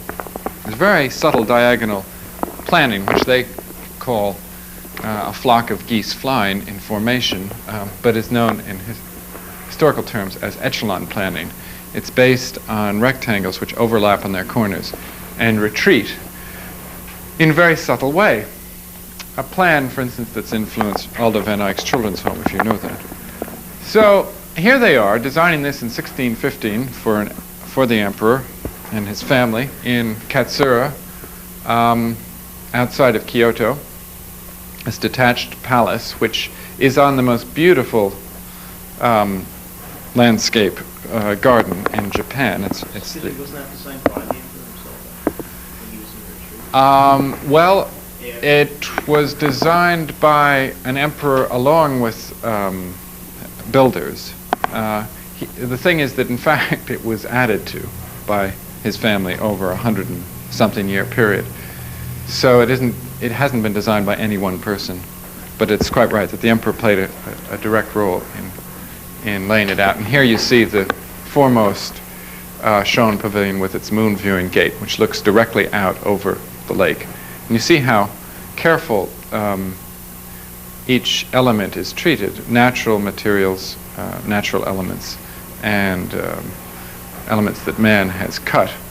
And you see what happens when the two meet. In other words, exquisite putting together of materials. So that something that, Henry Russell Hitchcock could write a book in the nature of materials based on the Wrightian metaphor of respecting them.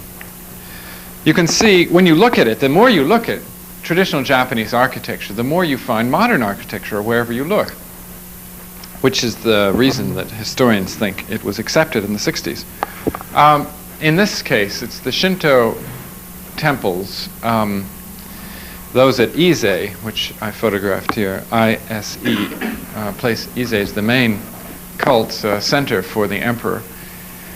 And every 20 years, since about the year 560, they've rebuilt these temples right next to each other. There are 120 of them on this site. And this is not a major one. I mean, this is just a minor building. They take it and they build its mirror image right next to it, you see. So here you can see the old one. It's just before they pulled it down. They pulled down the other ones when I was there, except for this one. And you can see what it looks like after 20 years. The thatch gets hairy, like an older woman's unwashed hair. What is fantastically smooth and is compared to a young girl's leg becomes a very interesting, mossy covered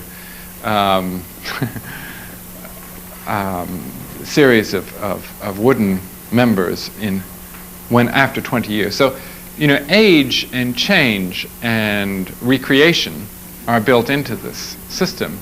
It's a very interesting aspect of recreation. It isn't a revival as it might be in the West. In fact, they look on this as an aesthetics of death, where Kurokawa said, you in the West have an aesthetics of eternity, whereas you try to preserve the Parthenon, or you try to revive it in the 19th century, or you try to build it in Nashville out of, concrete, because you want to preserve the actual stones, whereas we in Japan, have an aesthetics of death. We admit the cycles of life, and of course the metabolic cycles are key to him. And so we just try to reconceive the form. We don't care about the original material. We don't care if that was an original wooden member, if that's an original stone. We just have to create our continuity out of a replication of form, so that this recreation is like a rebirth. It isn't, and they aren't upset about the fact that this, in a sense, is a cliche, which changes very little for, in this case, what is it now, 500, 1,400 years, you know? A 1,400-year-old cliche doesn't bother them. It has had minor modifications over that period, slow shift, but it's rebuilt by these priests. No one knows really the secret of how they build it, because in order to be a builder, you have to be a priest. And you can see that each architectural element, well, this is a kind of furniture. I've been talking about architecture of furniture with the Italians, and you can see that just the way that thatch is laid and cut, and these members here, which are, as it were, exaggerated wooden nails, or these members here, shiji, which run through the beam that project and hold up the thatch, or these, the katsuoji here, which are over the top, which hold down the major ridge piece, enclosed in a kind of gold-like, I'm not sure the exact material, I suppose it's bronze. All of these things are then, well, you can, the more you look, the more you find modern architecture. I mean, this is structural expressionism, this is, you know, again, clear, the decoration comes from the structure, as Venturi has criticized modern architecture for being basically structure exaggerated, or construction exaggerated. Well, here it all is, you see. Of course, there's a good deal more that escapes the eye, the untutored eye. There's a great deal of symbolism in this building, which I'm not really knowledgeable enough to speak about. But to just an aesthete from the Bauhaus traveling, he could see this and say, wow, that's modern architecture. And it has just about everything we want in it. And you go on a, you know, on an everyday level, you just drive through the streets of Tokyo and you find piggyback houses built on top of each other when they want to add a new story.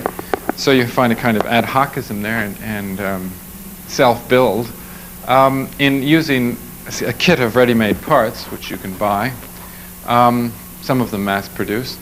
You find this kind of traditional thing. This is a view outside of an inn I stayed in. This is where I was sleeping, and it opens onto a private little garden. Although there may be another bedroom that opens also onto this garden, and bedroom and sort of place to eat.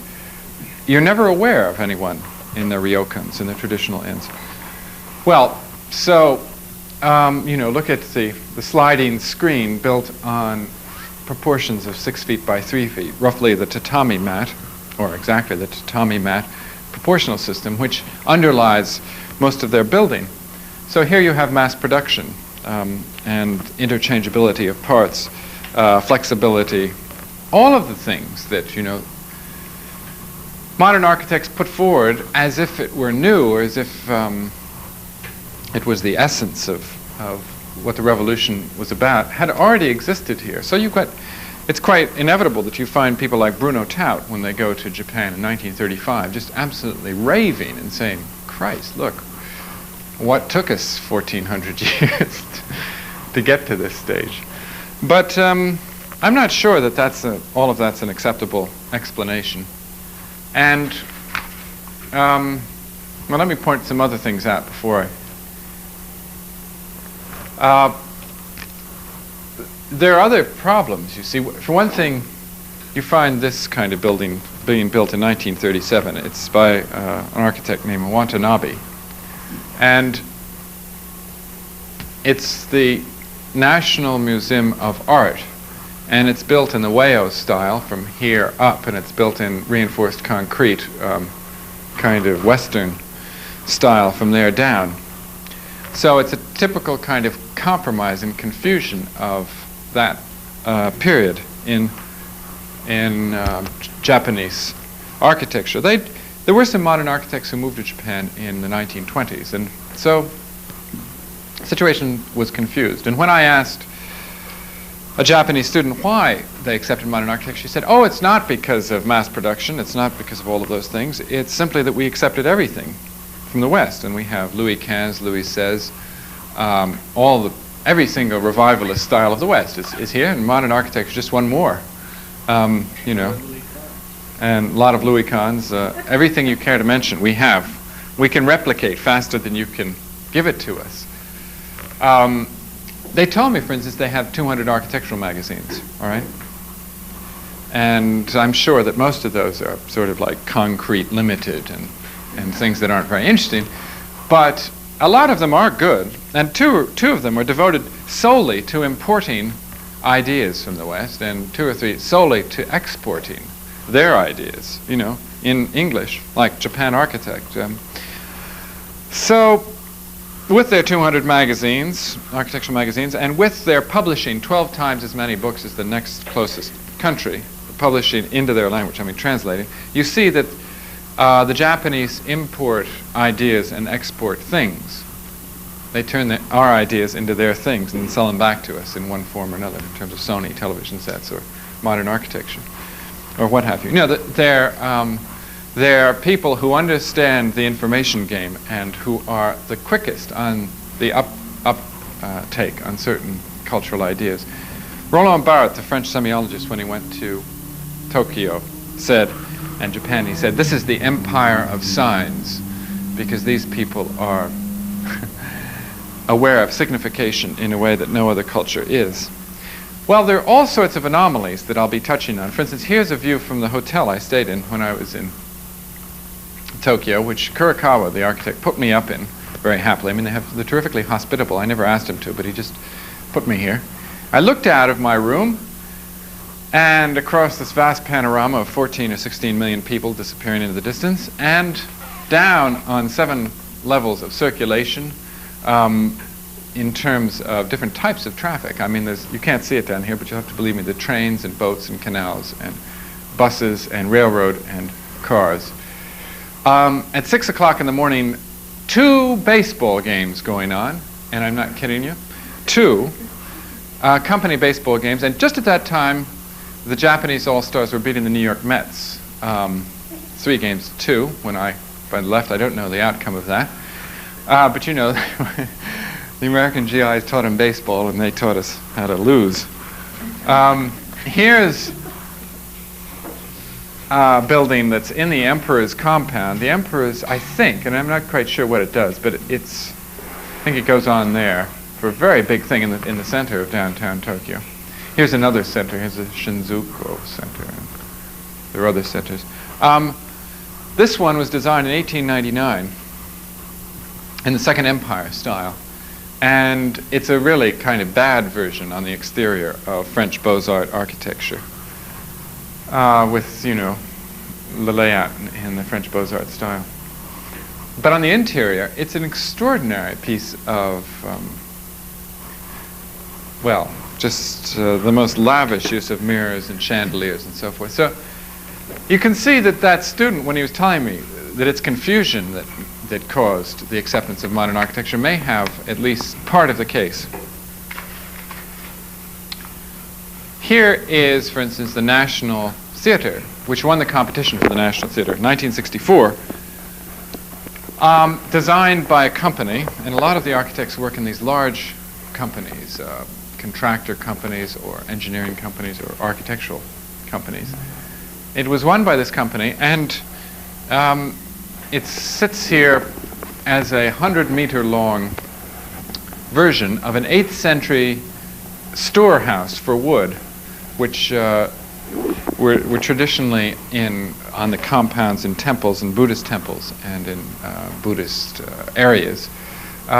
But they were very small buildings. I mean, if you saw the original one, it would be about this big, and it would be made out of wood. This is actually made out of reinforced concrete and steel girders running 300 feet. So it's an ersatz wooden temple, you see, from the 8th century, made 15 times too long in a different technology. But you can see, you know, it won the competition perhaps because it's in the national style. What could be more national than this kind of straightforward wooden storehouse, which happens to be at the same time very modern. Recently, that's 1964, recently, just as I was there, they'd finished this building, which is the law court building by an architect whose name escapes me. I think it's Oshashi or somebody. And the architects who drove me around kept taking me to this building and saying, "What do you think? What do you think?" And I said, "Oh, it's just the most awful building I've ever seen." And they said, "Ah, so." But they would never tell me what they thought, the Japanese don't usually. But they hated it too, so we got along just fine, hating this building. Now to get to modern architecture. One of the first big modern architects is Kunio Maekawa. That's M-A-E-K-A-W-A. And Maekawa, who comes from an old family in Japan, rather wealthy, whose father, I believe, was the French ambassador, or was connected to the embassy in France, started working for Corb in the 30s. Worked for Le Corbusier in his office. And he's one of the three architects who brings the Corb message back to Japan. And so you find that by 1960, when he constructs this building, and I'm sorry I don't have any more shots because it's an extraordinary building. It's the Metropolitan Festival Hall, 1960. It crowns what then is called the Japan style. The Japan style is a mixture of the late work of Le Corbusier with semi-traditional Japanese motifs. The slight up-tilt curve of the eave or the corner here, the suggestion of some kind of trabeation in wood or wooden construction, and very simple constructional elements exposed. But it's, in a sense, more Corb than it's Japanese. If you know his work in Chandigarh, where he smashes volumes through each other, especially auditoria, in triangles and different shapes, then this thing is being Corb almost better than Corb. And this you find with a lot of Japanese architecture. They pick up an idea and they amplify it, they perfect it, they send it back to the West better than they stole it. Here's one perhaps which is better brutalism than the brutalists. I mean, it's certainly more brutal than anything the brutalists ever constructed. The 1958 Harumi apartments by Maekawa. Very much the image of the Unité d'Habitation, the large slab blocks with internal streets, and plug-in apartments. In a certain sense, conceptually at least, these apartments are traditional Shon buildings, just stuck in, wooden buildings, rather like the ones at Katsura, just plugged into this gigantic frame with a brutal, number 15 written on the side of it in true Corb lettering style. This is how Corb lettered his drawings, and Maekawa, in active homage, has stuck it there to say, "I know about Corb. He's my master. He's the grand master." He was close, or it was close to Corbusier. And yet there's more to it than that. This building manages to be, on the interior, very Japanese. It uses the tatami mat throughout and incorporates traditional building elements, so that Maekawa can have it both ways. And this is the first kind of Buddhist contradiction that I think distinguishes the Japanese from the rest of modern architects. They seem to have an easygoing relation to their past, which accepts revolution, but at the same time accepts continuity. And they see, whereas we might see throughout, when you go to Japan, you might be in a constant state of surprise and find these set of opposites rather disturbing. But in fact, David Greenberg, I don't know how many of you know David Greenberg of Environmental Communications, went to Japan and said he had culture shock. Well, if David Greenberg, kind of the most unshockable Los Angelino I know, goes there and suffers it, you know that Japan has funny things going on. And he said he had it because he kept having a horrible nightmare. Maybe I go back and the nightmare was that the movement systems of Japan were so stock full of people that if someone was getting on an escalator 20 miles out of the city and getting on a rapido and getting on one of those metros that you shove people into, and then arriving, and someone else was arriving at this hotel, if there was a breakdown in the system there, then people would be getting crushed to death down there, all right? that was his nightmare he had every night, because things moved too fast. Imagine someone from Los Angeles saying things were going too fast. But you feel that when you go there, that, you know, it's just really bizarre.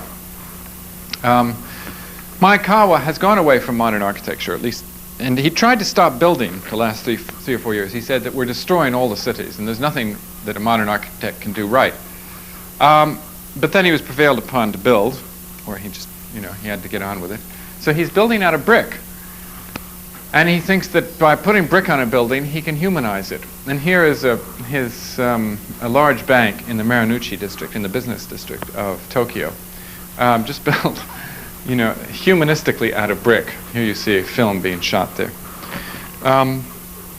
So you get this curious, it's almost like a caricature of the reactions against modern architecture in England. Another architect who worked for Corbusier in the 30s is Junzo Sakakura. And Sakakura, a very sensitive designer who produced, let me jump forward to show you what he produced. In 1951, he produced the famous Kamakura Museum here, which is an essay in the Corbusian idiom of the 30s. That is, you know, the flat machine aesthetic supported by black piers here, set out over a nature. Set, in fact, in part of it goes into the reflecting pond here and lands on a rock. So you can see it as Katsura or you can see it as Corb. Even the use of masonry is Corbusian. And then his later extension in 1966 is this essay in Mees design. So Sakakura could do a perfect Corb, a perfect Mees over the lake, and then perfect Dolce Vita, you know, the sensualist thing. He could do that in the Hotel Blue Sky in 1971, just before he died. This is a kind of mechano aesthetic with these sections in these steel sections bolted together and given this very nice polychromatic glass. It's basically a bathing retreat area near the ocean, which has water used in this kind of way, sort of as a mirror set of places that you lie in, or, well, there's water in every conceivable different, used in every different way. So the whole traditional Japanese thing of loving to stay in baths and discussing things in baths and bathing collectively reaches, you know, a great expression in modern architecture. I mean, I think this is, here's a usage of, if you'd like to consider these as shones in terms of echelon planning, going right back to Katsura, here it is. Is it modern or is it being completely traditional? Is this Italian design or is it Sakakura? You never know. I mean, it has this, you have this double take the whole time. Well, now the third major leader of the Corbusian movement is Kenzo Tange.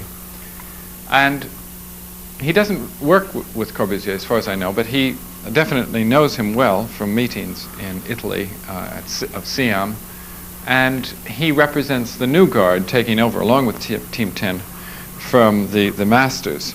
And what he's doing about 1958 is working at MIT and designing megastructures. Then in 1960 he does his famous plan for the Tokyo Bay, where he envisions some kind of a growth system in 5-year plans which extends from one side of the bay to the other side of the bay along this kind of backbone, with housing along these cul-de-sac corridors that run off the central spine of loops which contain the office building. He designs it for a city for 10 million people, and this is based on projections from sociologists and from the kind of technocrats he favors, and so many of these architects favor. It's the idea of a technopolis, if you like. It's a city for bureaucrats. It's a city for office workers. 60% of the area covered here is for office workers, and this is, of course, you know, he's like Herman Kahn. He's following these projections of what the post-industrial society is supposed to look like. Everybody's supposed to be waiting on tables or passing information or something. So it's a straightforward version of that, and which is both, perhaps, it's virtue and vice. It's immediately criticized by, say, the Smithsons as the closed society, not the open society. There's no place to drop out of here, they say. There's no, it implies, I think it would definitely entail totalitarian state to invest the kind of money to build across this thing. And it is highly reductive in its aesthetic and in its technology. But as a conceptual idea, it has certain nice properties, and it's one of the first examples of the megastructure and of metabolic growth. In fact, Kurokawa, who's a young designer of 24 in the firm, designs this one-way loop system, which later Christopher Alexander and others are to use in their designs.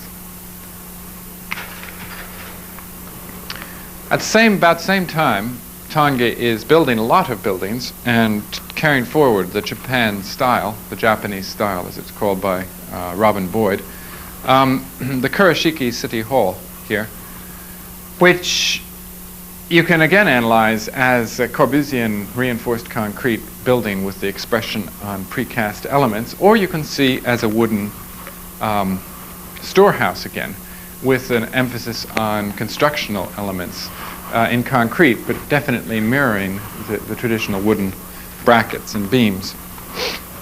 The interior, in which this auditorium is very Corbusian, very much like Ronchamp, and is a bit of a pastiche of Corbusier's work. But the whole thing, I think, is rather successful as a marrying of regional aesthetic and language with the modern one. For instance, here's something that's approaching the Tory Gate, although not quite the same thing. There's a better one on the other side. You can see, though, what it's doing to traditional wooden area. The Japanese had no tradition of parliamentary democracy, right? They have no public realm in the sense that we do. They don't have piazzas. They have street life. And a very interesting street life at that. And here's all of a sudden a Western notion stuck down, and they created piazzas and parliaments. What are we doing with a parliament all of a sudden? Strange. Anyway, the next great series of buildings Tange does are for the 1964 Olympics.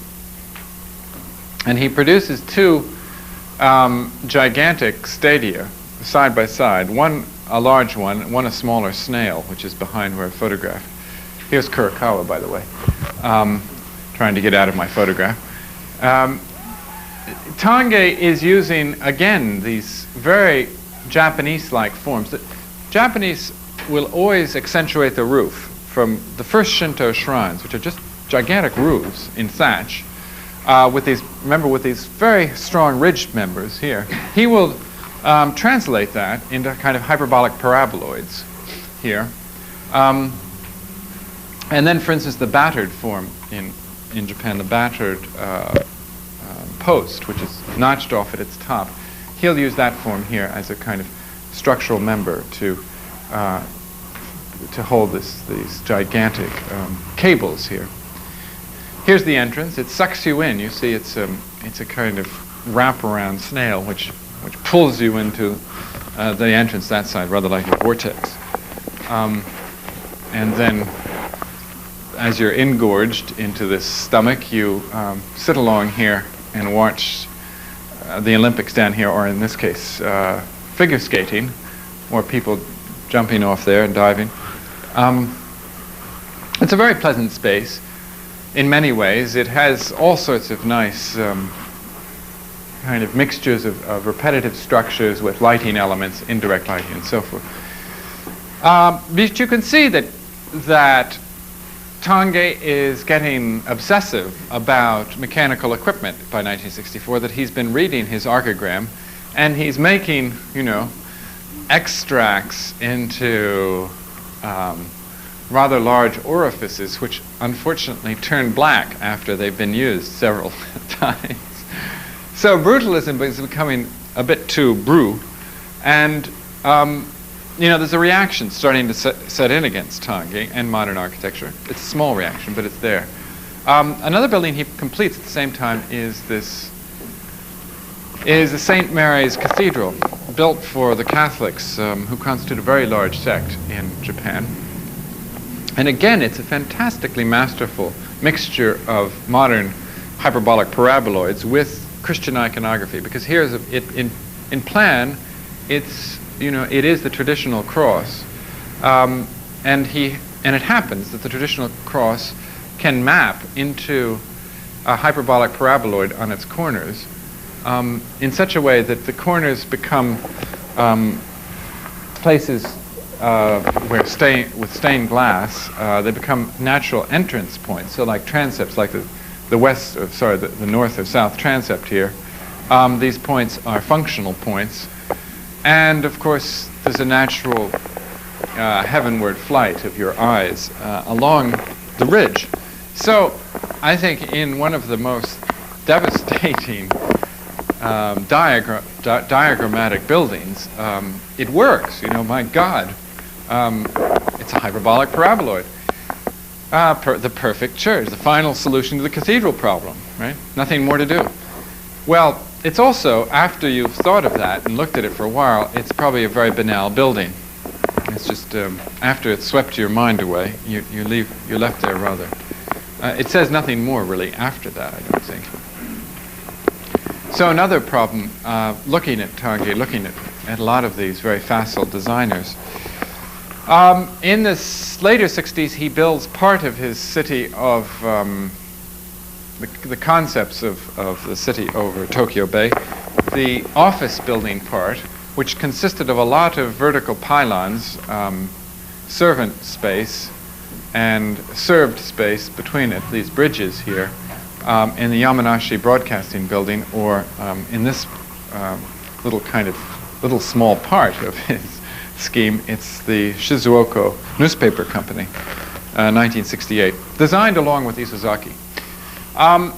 In a way, these are pastiches of metabolism and are criticized by the English for being, although you see, he's left on brackets here and here, because he says you can plug in another office block here and here, right? Or you can extend along here.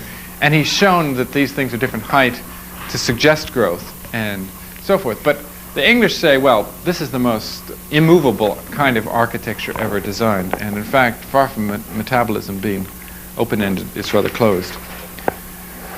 Doesn't matter. He goes on in the metabolist strain and produces Jonas Friedman's City of Paris, if you know that gigantic space frame which Jonas Friedman projected for Paris. He's the one to build it. I mean, if you want to see the whole European avant-garde buildings built, you just have to go to Japan and see where they can do it much better than the Europeans in a way.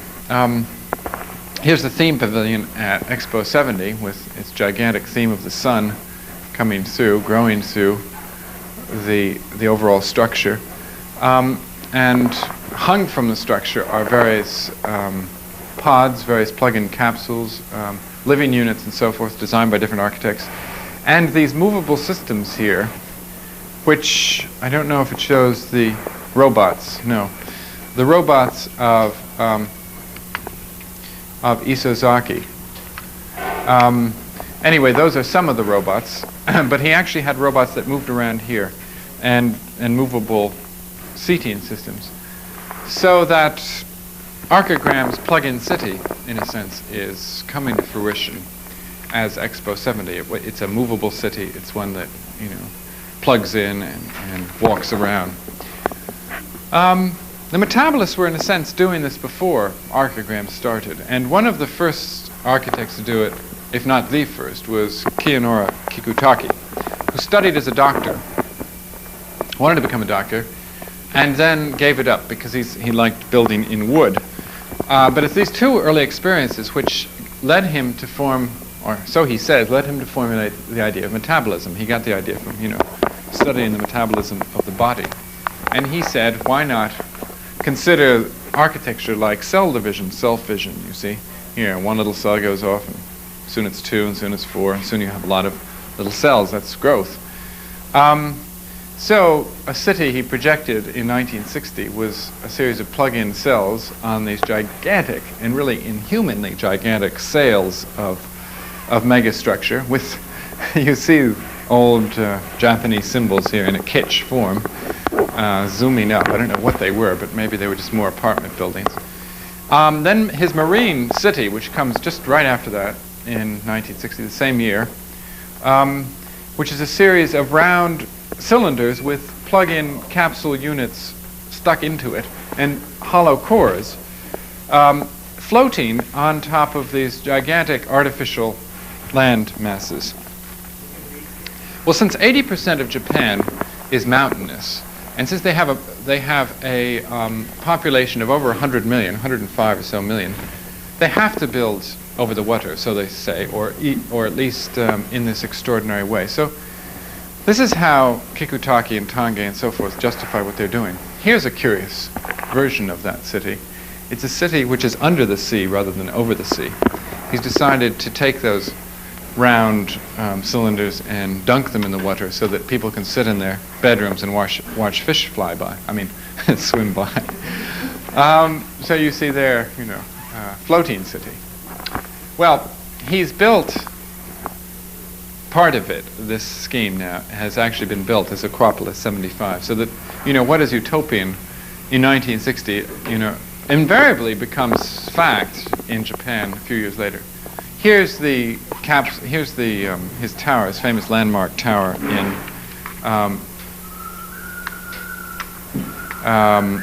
the 1970 Expo, which is a reworked version of, well, Bucky Fuller and Archigram and so forth. It's an actually Archigram tower. Archigram was invited to that exposition and built a rather unexciting capsule. Well, now, Kikutaki can do this, too. It's the Izumu Shrine building, which the Izumu Shrine is the major alternative to the Ise Shrine. I mean, it's the major big shrine area in Japan. And they rebuild their buildings every 57 years rather than every 20 years for 1,400 years, right? Kept busy, these priests. Here you see part of it. It's in a slightly different style than the other ones I've shown, but it has that heavy roof form and more Baroque, if you like, accentuation of ridge beams. The same, though, emphasis on structure. Well, here are these little kind of little shrines in front of a major shrine, and Kikutaki has been given the problem of designing a building to one side, sort of an office building museum. And what he's done is he said produced a metabolic building. You see, it's a gigantic ridge beam here, which supports a gigantic wall or roof. It depends on it. You can consider this conceptually like the slanting walls of a traditional temple, with an extraordinarily nice, delicate light. Look at how he's handled the light there by breaking it up and baffling it by these very small brise soleil. So, I mean, the sheer facility in visual facility, is quite impressive. This is about 1963 or 4. And yet, as a metabolic building, again, it's very strange. He says, here's this office element plugged into it, you see, and he says every 10 years, you can exchange it for a new office building or a new office room as the technology and so forth changes. Metabolism, then, is a philosophy of growth and change. There are many different definitions of it. But basically it comes down to a city that's renewable the way an organism is renewable. And the ideal of the metabolist is to produce a city where it's put together of parts which are autonomous enough so that when they wear out, when a part wears out, you can change the part without having to tear down the whole building. Their ideal is if you like, a dissectable city which comes apart easily, so that it's always harmonious. And in that sense, maybe, we've misunderstood, the West has misunderstood metabolism, because maybe it's always been about constancy rather than change. In fact, the way Kikutaki defines it, metabolism, is that which remains unchanged. So, curiously enough then, they're producing monuments to change which are unchanging. And maybe that's what they intended all along. Here's the Maya Konono Civic Center. Kegotaki says this basic strata or land form or geological form is the base, and these bellows here, this constructivist form, which changes at a different rate, which may have to be renewed in a different kind of structure, is picked out and given an autonomous expression and structural system. I think his most successful building, in a sense, is this Tokoan Hotel, which is a very articulate building, making use of traditional Japanese roof forms here, but in a hyperbolic paraboloid. It's sheathed in blue tile, and it's actually the restaurant. It's a very articulate architecture. I mean, you can read more or less that these 2 floors are for office, these 2 floors are for bedroom, and this is a restaurant. You might know that conventionally, you might know that to just the opposition in form, or the separation in form. So that, in that sense, it's much, I think the Japanese have taught us a lot about handling the surface of buildings to accentuate the complexity of the functions within. Furthermore, he's used such things as the bracket construction or traditional wood construction, the torii gate here, in a way which isn't it isn't mawkish. It's not a takeoff on traditions. Well, here's our man, Kurokawa, who's a good friend of mine, who's extraordinary character. As well as I know him, I can't in the least try to figure him out. He's about 41 years old now, and he's been terribly successful as an architect, or as everything. He's got an architect's firm of 100 designers, city planning firm of 40, and a think tank of 30. He's the president of the Think Tank Association in Japan. He has 5 or 6 new towns under construction. He had 4 pavilions at Expo 70. He's finished about 40 or 50 rather good buildings. He's probably designed many more. He works an 18-hour day. He's Japan's 3rd most popular person, according to polls. He has his own television program once a week, interviews the Prime Minister. And he's a very interesting character because in spite of all that, he's not ambitious. Or, so it appears, if you know Kisha-san. He's just a, it's all, you can't tell when he works, for instance. He's very relaxed. He doesn't, I asked him once if he ever does any exercise. He said, no, I have no need to exercise. My body and my mind are completely at one. So I don't have to tell it to do anything. You don't know whether to believe him or not, because every now and then he smokes like a fiend, and he shows kind of terrific angst. But he incorporates that too, according to Buddhist philosophy, in his particular phrase of antagonistic coexistence. That's his answer to peaceful coexistence, is antagonistic coexistence. I'll show you that in a second. Anyway, what's very curious about Kurokawa is the way he can handle traditional elements. I asked him to pose outside of this pavilion in the moss garden in Kyoto. See that beautiful moss which people come out and manicure, pick every day. And you see, look at how they handle drain pipes, down pipes, water